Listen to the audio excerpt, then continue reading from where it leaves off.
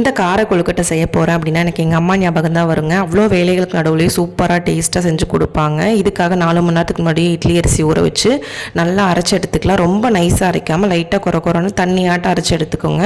இதுக்காக சின்ன வெங்காயம், பச்சை மிளகாய், கருவேப்பிலை, மல்லி எல்லாம், அதுக்கப்புறம் தேங்காய் வந்து பல்லாக கட் பண்ணி வச்சுருக்கேன்.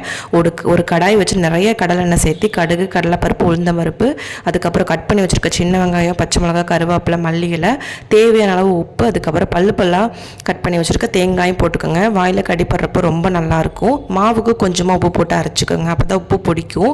அதுக்கப்புறம் அரைச்சி வச்சுருக்க மாவை ஊற்றி ஒரு 5 நிமிஷம் மிக்ஸ் பண்ணிங்கன்னா நல்லா திரண்டு பிடிக்கிற அளவுக்கு வந்துடும். இந்த மாதிரி ஒட்டாமல் ஃபுல்லாக திரண்டு வந்துடும். இட்லி பாத்திரத்தில் தண்ணி வச்சு நல்லா கொதிச்சதுக்கப்புறமா இது வந்து சூட்டோடையே வந்து இந்த மாதிரி வந்து கொழுக்கட்டைக்கு பிடிச்சிருங்க. இது வந்து பிடி கொழுக்கட்டைன்னு சொல்லுவாங்க.